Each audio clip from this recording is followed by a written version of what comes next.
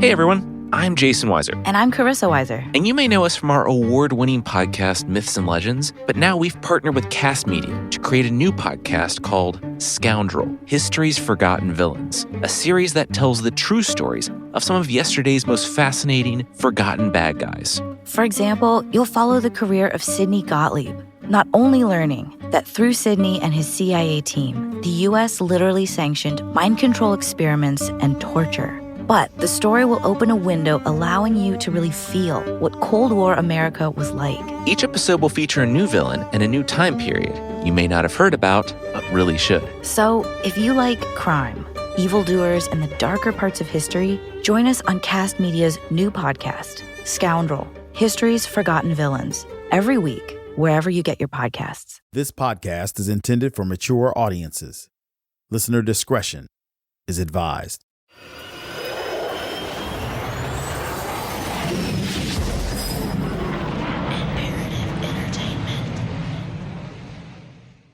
So, a cow and a goat walk into a bar. True story. The goat is just some guy from San Antonio. A nickname, El Chivo in Spanish. The cow, he's a drug dealer. A money man. But they called him La Vaca. You know Spanish, right? La Vaca is the cow. Yeah, Vaca. And that was his title, his nickname, La Vaca. That's Pete Torres. Pete has a mind like a trap. He remembers everything. Well, they call me the historian. To this day, people are amazed how I can remember. They mention a day in the life way back, and I go, oh, yeah. And they say, were there birds in the sky? Yeah, man, the sun was shining. Pete's a short guy with a ponytail and a big mustache. He's a Vietnam vet. Pete also owns a blue parakeet named Leo. If you hear a little bird chirping in the background, that's Leo. Pete had a good time when he got home from the war in Vietnam. Back in the early 70s, he used to hang around this tiny bar on the south side of San Antonio, a bar he called the Little Red Lounge. The building is still there, and it's hard to believe that it was even a beer joint because it had a pool table. It was real small, just a little bar. You walked in, it had the double wide doors, and had a few tables. Not much, and the jukebox, and that's what everybody cared about. Cold beer coming from the bar side, good music coming from the jukebox. We used to frequent it pretty much back in those days. Pete was lucky. On a warm and clear night in March 1973, the night La Vaca showed up at the Little Red Lounge. Pete wasn't even there, but he never forgot what happened. Pete's friend, El Chivo, the goat, told him all about it. A cow and a goat are at the bar drinking beer when Carrasco walks in. Carrasco needed no introduction. Fred Gómez Carrasco was the king of the Texas-Mexico underworld. Born and raised in San Antonio, he'd made enormous riches smuggling heroin and cocaine into the United States. All along the way, La Vaca had been Carrasco's right-hand man. But La Vaca messed up. Supposedly he had ripped him off. They claimed for about $80,000. With that 80 grand pilfered from his boss, La Vaca built a nice 2-story house right there in a part of San Antonio called Tortilla Flats. When Carrasco showed up, he walked in the door and he made an announcement, and he was packing a 45 in each hand, and he said, don't nobody move, don't nobody get involved. He said, I'm only here to kill one son of a bitch. I'm only here to kill one son of a bitch. So La Vaca, he sees Carrasco walk in, and he says, oh shit, here comes this guy.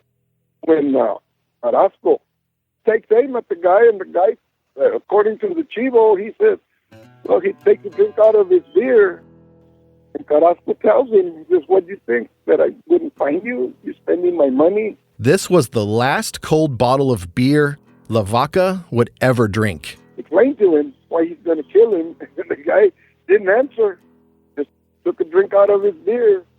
Carrasco shoots him, and according to the Chivo, the guy didn't fall. He took another drink, and Carrasco shot him again. Then he fell. The owner of the bar had a gun of his own, A 38 Special. The Little Red Lounge was run by this guy, we call him Guayitos. You know, he was kind of a mean guy himself. He always kept his 38 there under the bar, you know.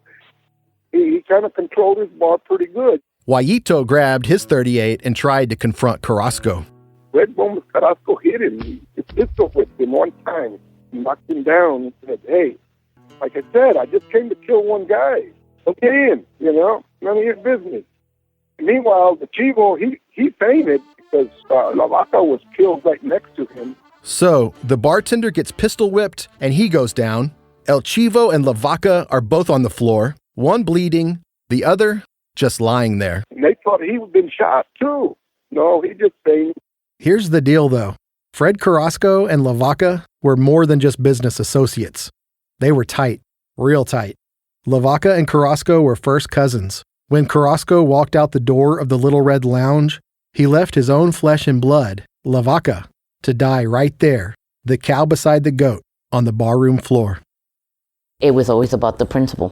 It wasn't about, because my dad didn't need the money. My dad had so much money that he didn't need the money. But it was always about the principle. That's Fred Carrasco's daughter, Leticia. She was a little girl back when her dad ruled the streets of San Antonio. You couldn't cross him that way. You know, he had to put it out there, you know, because, yeah, you did it, then everybody else thought they could do it. So he made an example of everybody. Because you show your weakness, everybody will walk all over you. And this one was a hard one because it was a close friend of his. But, you know, he crossed him, and yeah, my mom said that was the only one that actually hurt him. Because she would say, like, all the other ones wasn't a big deal, but that one was a hard one. During his reign, Fred Gómez Carrasco killed more than 40, maybe 50 or more people, some on his orders and others by his own hands. But Fred Carrasco was not through killing, not by a long shot. His execution of La Vaca at the Little Red Lounge was just a prelude. A little more than 1 year later, Carrasco would go on to orchestrate the 1974 Huntsville prison siege, one of the worst hostage crises in American history. To understand what the hell Carrasco was thinking when he lay siege to the oldest prison in Texas, taking prison librarians and teachers hostage, and demanding his freedom, ensuring that even more innocent people would lose their lives, you have to go all the way back to Carrasco's humble beginnings, to his incredible rise from nothing on the streets of San Antonio, and his epic fall from the heights of power. You have to go back to the barrio.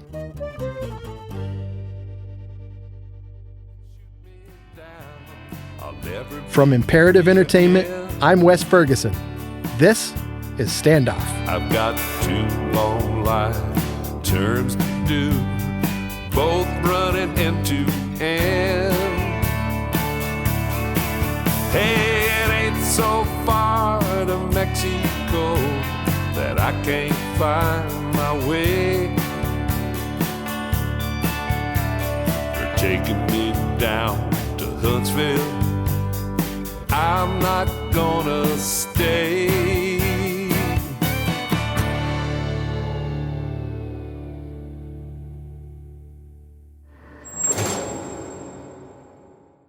How many free trial subscriptions end up costing you hundreds, if not thousands of dollars, long after forgetting to cancel? Fight back against scammy subscriptions with Truebill. Truebill is the new app that helps you identify and stop paying for subscriptions you don't need, want, or simply forgot about. On average, people save up to $720 per year with Truebill. Because companies make subscriptions so hard to cancel, Truebill makes it incredibly simple. Just link your accounts, and Truebill will cancel your unwanted subscriptions in one tap. And your Truebill concierge is there when you need them to cancel any unwanted subscriptions so you don't have to. Truebill has over 2 million users and helped save them over $100 million.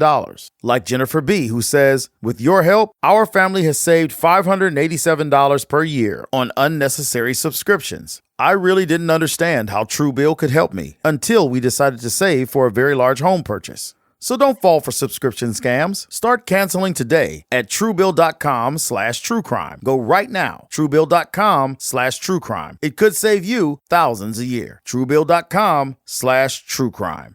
The Disgraceland podcast tells the insane true crime stories of music's most famous on their darkest days. This is an uncensored, immersive look at the lives and true crimes of the biggest musical icons in modern history. Stay tuned to the end of this episode to hear a preview of Disgraceland's newest season. This is Chapter 2. I came to kill one guy.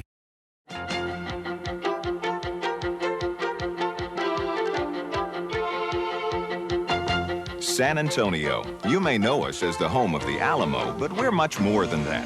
We're a city of contrasts, surprises, like the fact that we're one of America's... San Antonio. It's the 7th largest city in the United States, an old city.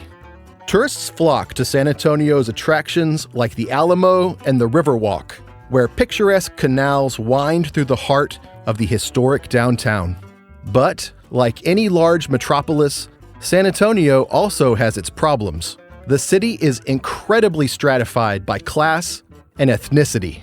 Rich whites over here and poor Mexican Americans over there. More than half the people in San Antonio are of Mexican ethnicity. If you're a kid from the barrios of the West Side or the South Side, especially back in Fred Carrasco's day, you don't exactly have a lot of great options to get ahead in life.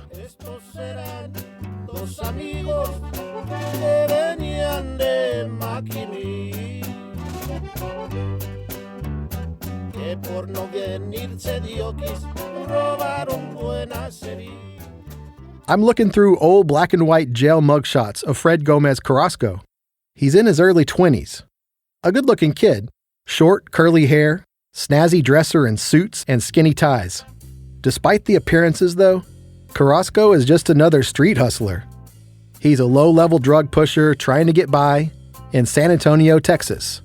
One tiny cog in the vast machine of America's illicit drug industry. That's what makes a guy like him so fascinating, is because his background and his story is pretty unremarkable. Like, there was nothing too special about the kid from what I could tell, from firsthand accounts of folks that grew up with him. Mike Tapia used to be a social worker. He did outreach to gang members. Now he's a criminologist and the author of Barrio Gangs of San Antonio. He was just an average kid who just, he had some ties to Nuevo Laredo, and I think some of those folks who he dealt with in smuggling smaller amounts of dope across the Texas-Mexico border, when he was just starting out, had larger ties to more cartel-oriented type folks from Guadalajara, and so it's really just, I think, just good fortune if you want to put it that way. It's just kind of, he was the Forrest Gump of the San Antonio barrio, right? Just right place, right time for one of these things to take off. I mean, that's the only sense I can make of his rise, and so I think that's what is the allure to his story, is that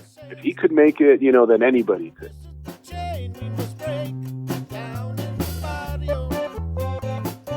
Fred Carrasco is such a folk figure to the barrio, because he represented that altered American dream, if you will.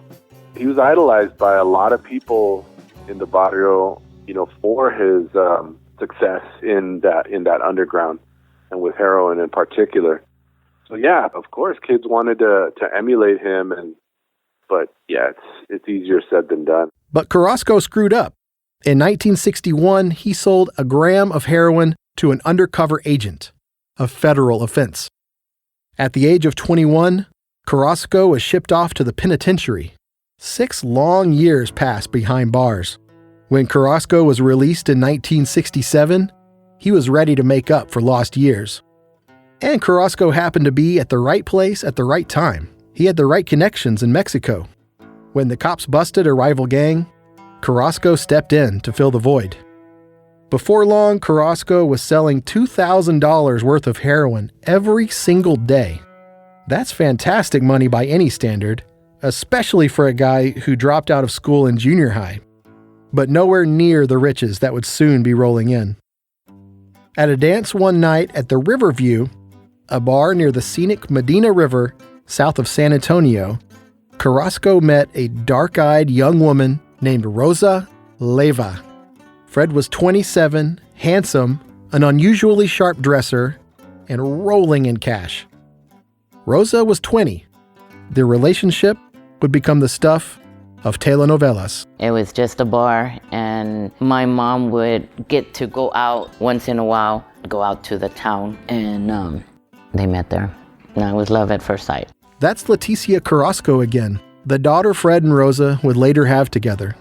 Like Fred Carrasco, Rosa didn't have much of an education. She dropped out of school in 6th grade and worked as a housekeeper and laundry maid.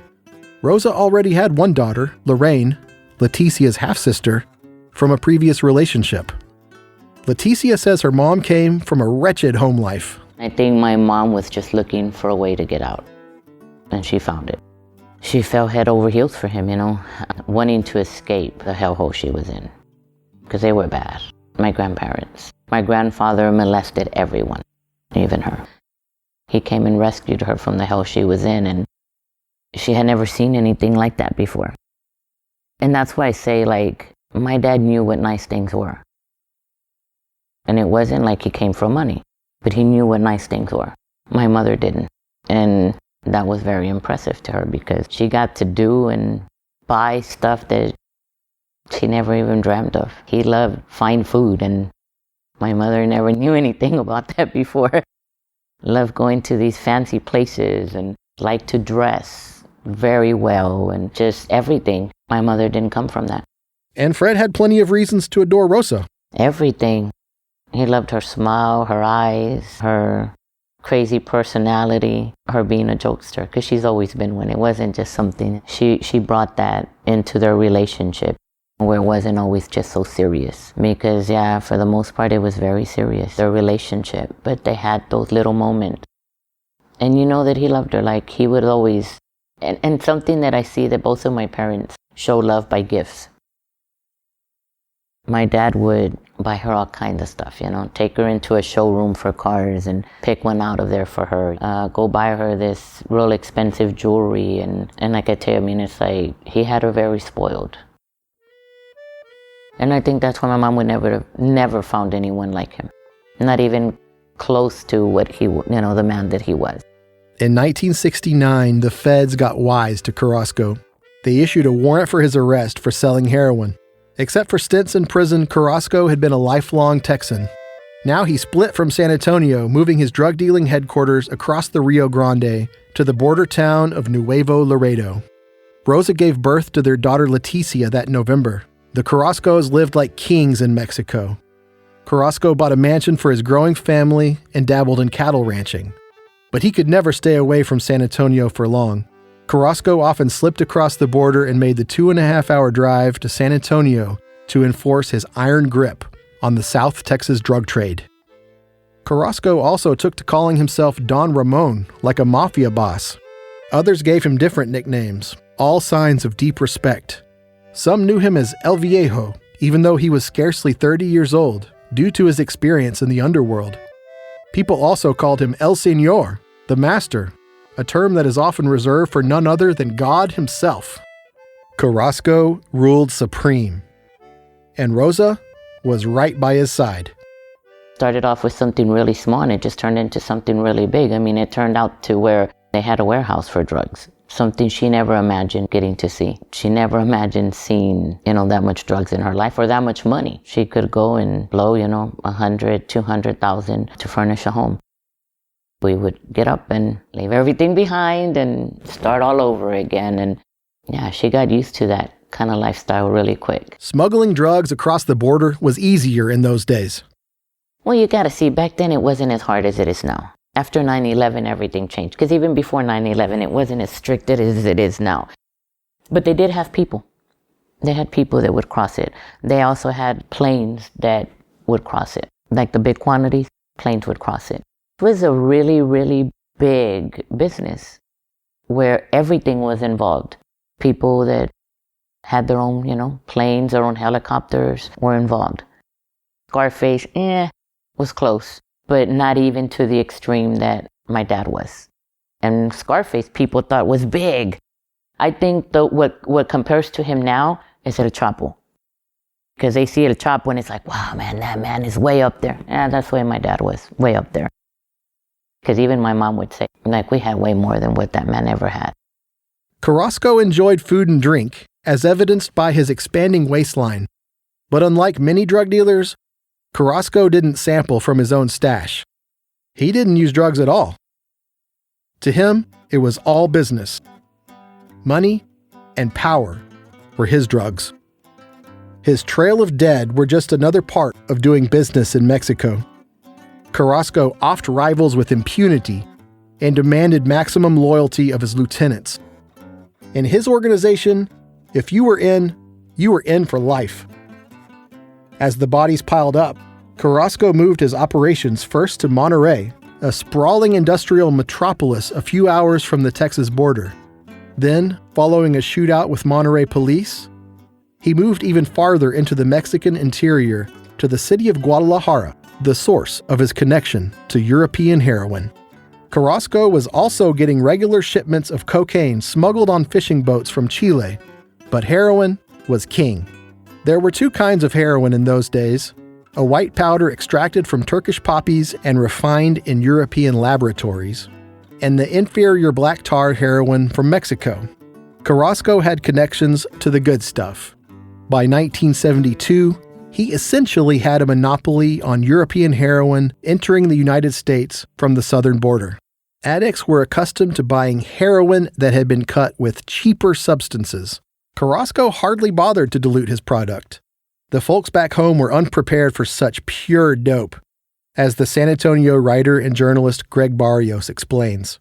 Well, a lot of people were ODing, and one callous detective said, well, he's doing us a favor. We don't have to put up with these guys, our taxpayers' money used to rehabilitate them. An addict's life was worth next to nothing. Meanwhile, in Mexico, Fred and Rosa settled near the placid banks of Lake Chapala, beyond the city limits of Guadalajara. Rosa gave birth to their only son, Emiliano, named for Emiliano Zapata, a hero of the Mexican Revolution. But shit was about to hit the fan.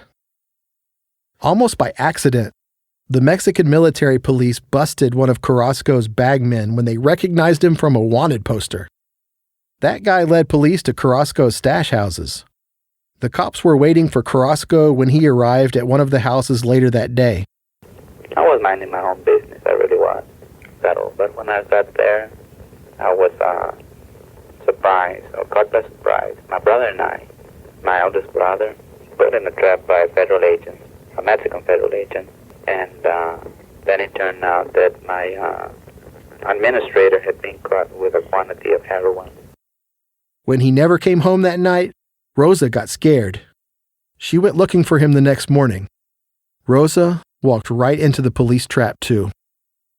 Mexico's military police were not known to play nice with criminal suspects. Their interrogation techniques were decidedly rougher than police tactics in the United States. A coerced confession was still a confession after all. Okay, so first, Carrasco was stripped naked. Then his investigators kicked him in the stomach and kneed his groin. Police repeatedly shocked his body with a cattle prod. With hands cuffed behind his back, Carrasco's head was dunked into a bucket of human excrement and urine. Agents held his head under the filth while he struggled for breath. After several dunks, Carrasco folded. He gave his confession. They tortured me for 72 hours. And then they killed my brother. They just beat him to death, tortured him with a cattle prod. They used a cattle prod on me also. Well, we got the Mexican Gestapo in Mexico. That night, Carrasco was being interrogated yet again. Rosa was there, watching. Suddenly, Carrasco stood and ran across the room toward a glass window. He jumped and plunged headfirst through the glass, shattering it. The interrogation was happening inside a sleek modern office building. The city street was 4 floors below. Carrasco landed on a narrow walkway with no way to climb down. He grabbed a shard of broken glass and held it to his own throat, threatening to commit suicide if police would not let Rosa walk free. His wife begged him to come inside. After a standoff of 4 hours, Carrasco surrendered. The authorities did indeed release Rosa, as well as Carrasco's father, Jose, who'd been swept up in the raid, despite limited involvement. But they threw the book at Carrasco himself. The military police had seized an incredible 700 pounds of heroin and cocaine, representing millions of dollars in lost profits. Behind bars, Carrasco wrote flowery love letters to Rosa, encouraging her to keep hope and asking her to send pictures with her hair long and natural. Carrasco spent a couple of months in the Mexican prison.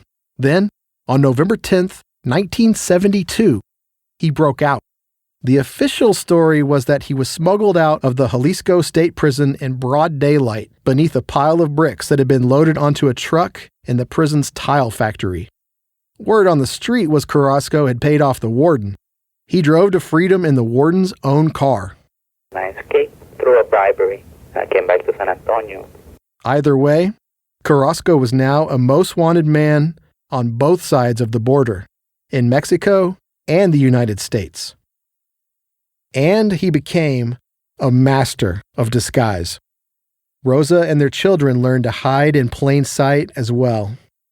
We were always, all of us had to change who we were, change our names. My mom would put on different wigs, change who she was.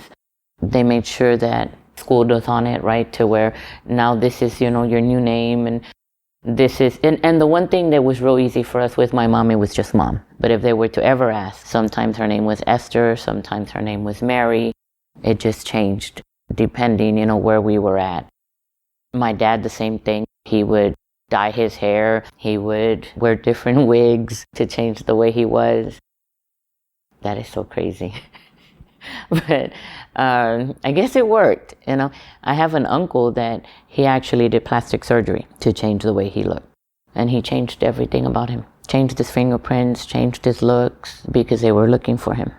I mean, and it totally changed him. It wasn't just a little bit, it totally changed him. Did not look like the same man at all. There in Mexico, he had that done. The reconstruction of his face changed it. The Carrasco family's new life, always one step ahead of the law, seemed to be paying off. Especially when you consider the huge stash of money Carrasco had that just kept growing. Yeah, it worked for a while, not too long. But that just tells you on the degree of the business that they had, that someone would change the way they looked. Like, that's extreme. But, they had a very successful business.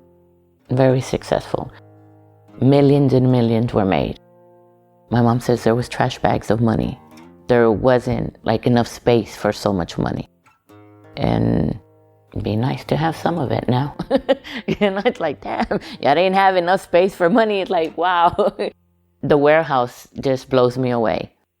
Where was the warehouse? In Mexico. But having such a big, it was a big warehouse. My mom showed me, this barn, and it was humongous. And they had 200-300 workers working the drugs. Back in San Antonio, Carrasco had scores to settle. He offed his cousin, La Vaca, who'd stolen from him. But Carrasco wasn't through yet. He executed other members of his own gang, associates he suspected of disloyalty or felt he could no longer trust. Here's an FBI memo from April 5th, 1973. Carrasco is considered a potential hazard to all law enforcement officers, as he has stated numerous times he will not, under any conditions, be taken alive. He is armed at all times and is extremely dangerous. The acting FBI director ordered the dissemination of more than 100,000 copies of Carrasco's identification. Basically, a wanted poster. Carrasco's world was closing in.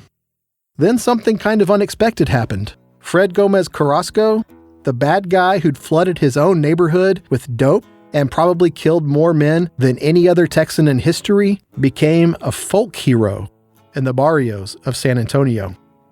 Well, I believe he was looked upon as a Robin Hood because he was known to help the poor. Pete Torres is the Vietnam veteran who remembers when Carrasco executed his own cousin, La Vaca, in front of all the patrons drinking beers at that little saloon in San Antonio. Yeah, he'd help people, you know. He says, these guys that he killed, they did him wrong. Yeah, he's in the syndicate. Yeah, he's the boss. He's got his rules. And these guys, well, they broke the rules, and the rules was you don't cheat the boss. Well, what can we say? I said, the guy had to defend his position. I would put it that way. Oh, yeah, because he was about helping people. Yeah. Oh, yeah. My dad, it's like, and the only reason I say that is because my mom would tell me. My dad loved helping everybody. He didn't like to see nobody struggle, but he wouldn't hand it to you neither. You had to do your part. He wasn't one just to give you stuff. Was he a giving person? Yes, he was. But like for the family, yeah, they had to do their part. He loved helping people. Or maybe, sometimes, despite ourselves, we just want to root for the bad guy. We're all flawed, whether we admit it or not. But it seemed, our moment in the sun, if you will, is maybe just finding a way to live with that. I don't think that characterizes him as a hero. I think he was more of a, in the greater culture, perhaps, people like Bonnie and Clyde are glorified. John Wesley Harding is another one that's glorified. Billy the Kid. And, they're outlaws and yet their legend and films about them are, more than, bigger than life, and people kind of sympathize with them. Or Butch Cassidy and the Sundance Kid is another one. So yeah, I think he falls in that category. I don't know if you would call them anti-heroes or just legendary kind of figures that made people feel that someone was going against the system. Poet, playwright, journalist and author Greg Barrios has spent decades reflecting on Carrasco's legacy and his place in American culture. I think it's just the old order that exists in Texas and other places, certainly. The legendary Texas Rangers are now coming under closer scrutiny. We're finding out how they would go and kill, perhaps, and maim and imprison and take away property from Latino landowners. And they were glorified and still are to a large degree. And yet they were vicious and certainly keeping the old order alive. I mean, many of that occurred in the Old South with blacks. So I think that is part of what was occurring at that time. I think also that these myths perpetuate themselves. After the break, a wild shootout with the San Antonio cops.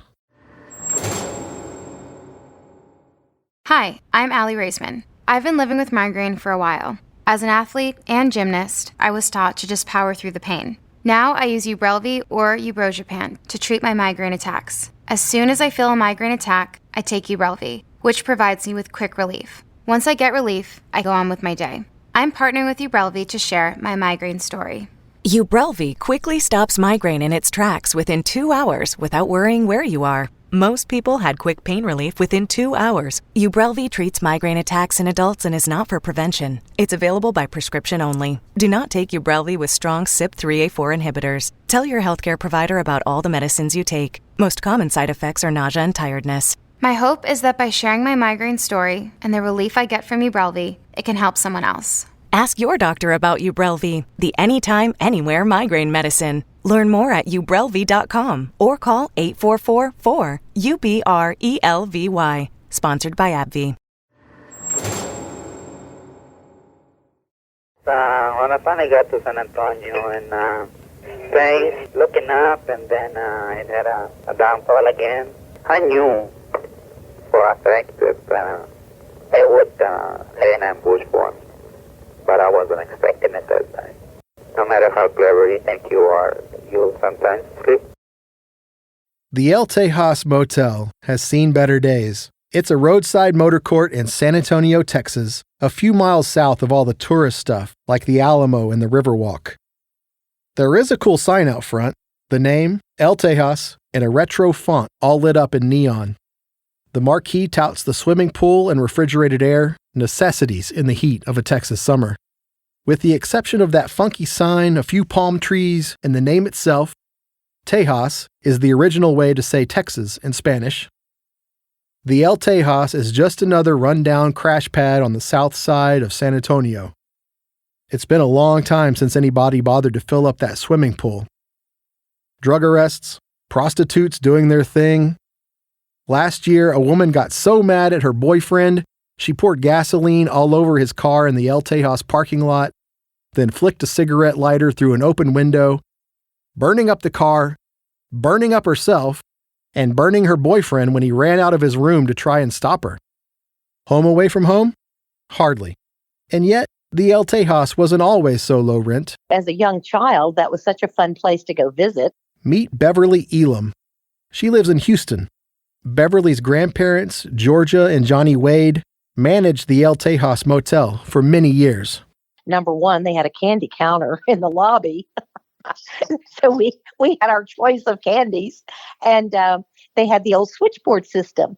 So from the time I was about 10, I would quote unquote help my grandmother or people in the rooms needed an outside line. They would pick up the phone and we had to give them an outside line. But it was the old ringy dingy dingy, the ringy dingy dingy phone line. And of course, my grandmother always said, do not eavesdrop. Well, of course, that gave me license to eavesdrop, right? Someone telling me how to do something. Oh, the conversations I heard, my goodness. So I loved going to visit them. Plus, they had a pool. My grandmother was a huge talker and a fast walker and had been working all of her life as a salesperson, had that type of personality. I loved being around her, and my grandfather, too. Beverly graduated from the University of Texas in 1972. Her first job out of college, writing feature stories for San Antonio's morning newspaper, The Express. There was one obvious place where Beverly could live rent-free in the city. That would be room number 1 of the El Tejas Motel, the same little motor court where her grandparents, Georgia and Johnny, lived and worked. And so I moved in with my grandparents for a short while to collect some paychecks so I could get my own apartment. And I had my little 69 Camaro convertible, orange and white. And I loved living with them. One Saturday in the summer of 1973, the evening of July 21st to be exact, plainclothes police investigators began to arrive very quietly in the lobby of the El Tejas. I remember my grandmother telling me that the FBI agents were in the lobby. And she didn't know why, but they occasionally, police officers or someone would come by with tips about something, but it never turned into any event. The biggest crime that I was aware of is sometimes people would leave without paying their bill in full. But anyways, my grandparents, they were there working that day, and she told me that we did have some to stay out of the office. We were asked to stay in the back and for my grandmother to put the no vacancy sign up. I remember she was told to do that and to stay in the back and to lock the doors and don't allow anyone in the lobby. Don't ring them in because she could be in her office and could ring the front door. And I would say at least a half dozen minimum law enforcement plainclothes were in the lobby at that time. Unbeknownst to Beverly or her grandparents, nearly 30 San Antonio police officers had staked out the El Tejas Motel. One police lieutenant even brought along a machine gun. The officers were acting on a hot tip supplied by a secret informant. The most wanted man in San Antonio, if not all of Texas and Mexico, indeed one of the most violent felons on the continent, was reportedly staying right there in room 10 of the El Tejas Motel. Beverly and her grandparents had no idea about their infamous guest. It just so happened that Beverly's younger cousin was visiting the El Tejas that weekend too. Her cousin John was just 9 years old. Beverly and John would soon witness one of the wildest showdowns since, well, maybe since the fall of the Alamo. We had dinner. We ate our dinner. My grandmother was the old mashed potato, steak, or fried chicken kind of dinner with my cousin being there. He really loved avocados and he loved steak. Yeah. Except for the heavy presence of law enforcement, it was a nice, quiet night. As motel managers, Georgia and Johnny made their home in living quarters at the El Tejas. Their home was small but cozy with a bedroom, kitchen, dining area, and den. A den with a window. Normally, I would stay in room 1, but that particular night, I think because my cousin was there, he fell asleep. So I just decided to sleep on the sofa that night. And also because of what was happening in the lobby, my grandparents said, well, we're going to bed and, you might want to spend the night here instead of in the room. And I thought, well, okay, John's here. He was already asleep. I'll just make out the sofa bed and go to sleep there. That's why I was in that area, thank goodness. There was a lot of police officers coming and going, so it was hard looking out the window to see who was who. But nothing had happened from the time they first arrived in the lobby, law enforcement. So we went on to bed thinking, oh, it's nothing. Nothing's going to happen. Not realizing how surrounded the motel was at that particular time. But it was quiet, very quiet, no noise outside, nothing unusual. And if you look up, they had, I guess the police officers were standing in places that were not so visible. And so I stayed in the back and we were getting ready to go to bed and they had gone to bed. And I remember hearing the firing, the shots, and a lot of noise outside. And of course, that's when I started looking out the windows. In room 10 was none other than Fred Gómez Carrasco, the international heroin smuggler and most wanted fugitive. Carrasco had eluded American law enforcement for nearly 4 years. He'd escaped from prison in Mexico, too.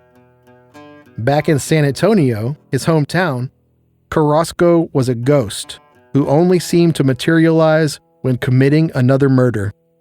And he was wily. Carrasco was always swapping out the cars he drove. He conducted business in the rooms of motels that accepted fake names and didn't ask too many questions.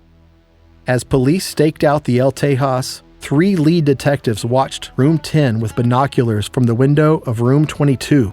They waited for hours as Carrasco's associates came and went.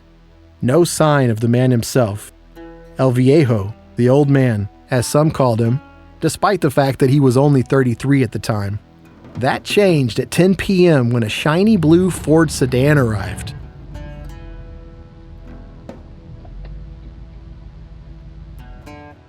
A heavy-set man stepped out. He was wearing a wig and makeup, but the disguise didn't hide everything. This guy looked a lot like Carrasco. The man entered room 10. The cops continued to wait. 2 hours crawled by. After midnight, the same burly man emerged from the doorway. It was time. Go, go, a police radio blared. Detectives in unmarked cars swerved into the motel driveways, blocking the exits. The cops in room 22 burst through the doors and rushed toward their suspect. Freeze, police! A woman was standing next to Carrasco. Kill them, she screamed. This was Rosa, as it turned out. Carrasco's wife and mother of his children. Carrasco ran, swiveling behind him to fire off rounds from his .357 Magnum. Police unloaded on Carrasco. And guess who was watching through the window of her grandparents' living room? A certain writer for the San Antonio Express named Beverly Elam. And when you see gunfire at night, I wasn't prepared for what that looked like. Not just one gun firing, but multiple ones. It was more like a sparkler, more like a fire bomb. And you could see a little smoke in the air, but very little. It was mostly the sound and the vibrations of the sound and the quick light of the weapons firing. And my car was parked right next to the back door, which is the window I was looking out. And I was more concerned about my car because I didn't know who it was or what was going on. I thought, my goodness, nothing like this had ever happened at this location the many years I had been visiting. Quite exciting. Because when some of the shots seemed close, I was ducking. And then my little cousin woke up and he was all concerned about the Coke machine. Did they hit the Coke machine? So I was down below the windows when they were closer to the back door. But when the first noise happened, it was near the room they were in. And I have no idea how they came upon the room, or I know there was multiple cars that descended upon that area in place when I heard the first shot. And then I heard several more shots. So I don't know if he shot back. A lot of gunfire back and forth. In the hail of gunfire, Carrasco was struck 4 times. Bullets ripped through his hand, foot, shoulder, and abdomen. The badly wounded fugitive staggered toward the motel office, toward Beverly. I wasn't sure if he shot back initially or if it was just the law enforcement shooting at him from different angles. It did sound like it was ricocheting, the echo and the noise. And when you look out at night, of course, the motel was well lit at night, but it was still dark. Now, next to the back door where I was, there was a floodlight aiming at where my car was parked. And how he managed to run there, I don't know. From his room, what he was being covered by or how that happened, I don't know. But I do know he did get shot and there was blood and he was cursing. There was blood. There was a lot of blood. And then all of a sudden, they had him bent at a 45-degree angle over my orange 69 Camaro convertible. And I was quite concerned about that, not knowing who he was or what was going on. Like, how could he be this important? Why is this happening? He was cursing. He was mad that he was caught. He was angry. And he wasn't a very big man, but handsome. I didn't realize how young he was. I didn't think he was as young as he actually was. He looked older, but handsome with the dark hair, short, kind of stocky built. And he looked awkward at a 45-degree angle over my car. Then, after they securely handcuffed him, they brought him up physically to a standing position. And I remember he tried to fight with his shoulders, like doing the Watusi, doing a little twist and shout motion, like that was going to release him somehow. He appeared to not want them to touch him. And when they touched his arms to pull him upright from being bent over my car, he moved his shoulders as if to say, "Don't touch me. I'm someone great. Don't touch me." And the police officers just sort of scuffled with him and handcuffed him and then kind of wrestled with him a little bit right behind my car before they were able to pull another vehicle up to put him in it. Push his head down to get him in the car. And he did not want to be touched. You're not going anywhere. Why are you fighting now? One of the police officers had tipped off the TV news stations. The cameras were rolling. A young poet and playwright named Greg Barrios was watching live. He was considered the most wanted man in Texas. At one point, on the night of the shootout at the Tejas Motel, they had a live feed on Channel 4 in San Antonio, and we were able to receive that signal in Crystal City, which is about 100 miles from San Antonio. They did a live feed of the fact that the police had alerted them that they were going to arrest Carrasco. And at the same time, they feared there was going to be a shootout. Tuned in, and suddenly there was the police, and then there was several other officers, and then you heard bang, bang, and bang, bang, and then suddenly the cameras are moving, and at that time it was just black and white television and video. Then you see Carrasco on a stretcher. He's dressed in a business suit, and I think he's got a wig on to make him look like a businessman. In the background, you can see Rosa. And I said, "This is amazing, I can't believe this is happening." The details of the arrest seemed meaningful to Barrios. Fred Carrasco was a Texan of Mexican ethnicity, a Tejano. taken prisoner at the Tejas Motel. You couldn't make this stuff up. Once the shooting stopped and the fearsome cartel Kingpin was in handcuffs, news reporters descended on the El Tejas, their cameras flashing like strobe lights. There were bloodstains, broken windows, and bullet holes in the motel's brick walls. Beverly ran outside to check on her orange and white convertible, the prized '69 Camaro. Only moments earlier, police had thrown Fred Carrasco over the hood of her car, following a shootout that lit up the sky like the 4th of July. To Beverly's amazement and sheer relief, there wasn't so much as a scratch in her paint. I was so happy that I didn't have any gunshot bullet holes in my car, and then I was a bit disappointed. Like, dang, that would have been a great, something great to have. But no, I just had a little smear of blood on the back, just a smear from his clothing, and I think my grandfather wiped that off. For Federico Gómez Carrasco, the shootout and arrest at the Tejas Motel represented one of the worst moments in a roller coaster life of wild ups and downs. But something else was happening too. In Carrasco's hometown, San Antonio, Texas, the legend was only getting bigger. Standoff is a production of Imperative Entertainment. It was written and created by me, Wes Ferguson. Executive producer and story editor is Jason Hoke. Audio editing and sound engineering by Shane Freeman and Jason Hoke. Original score for Standoff by Max Baca, with additional music from Flaco Jimenez on accordion. Music engineering by Tony Gonzalez. Our main theme, Huntsville, is performed by Ray Benson and was originally released on the Merle Haggard and the Strangers 1971 album, Someday We'll Look Back. Cover art and design by Gina Sullivan. Carrasco audio tapes from the Texas Department of Corrections, courtesy of the Texas State Library and Archives Commission.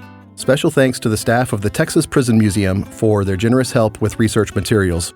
The Corridos, La Muerte de Fred Gómez Carrasco, El Nuevo Corrido de Fred Gómez Carrasco, El Corrido de Rosa Carrasco, and El Corrido de Alfredo Carrasco are published by San Antonio Music Publishers Incorporated and are courtesy of DLB Records. Special thanks to Eastside Music Studios in Austin, Texas. Have questions? Contact us at podcasts@imperativeentertainment.com. If you love the show, tell your friends, and don't forget to leave us a review. Thanks for listening.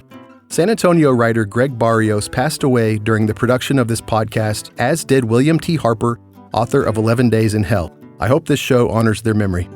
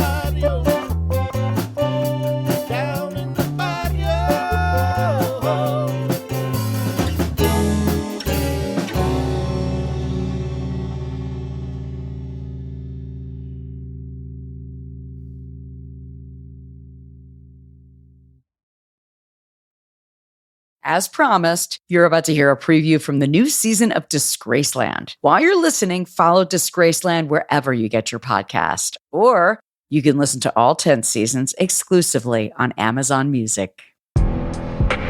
Ringo Starr, targeted by trigger-happy extremists.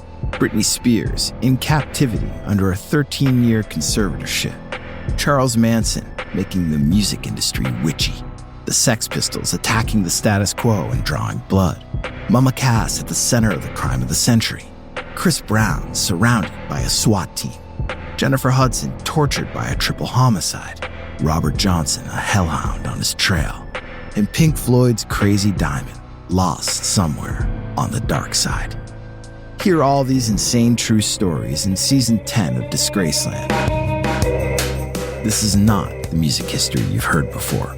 This is an uncensored, immersive look at the lives and true crimes of musical icons.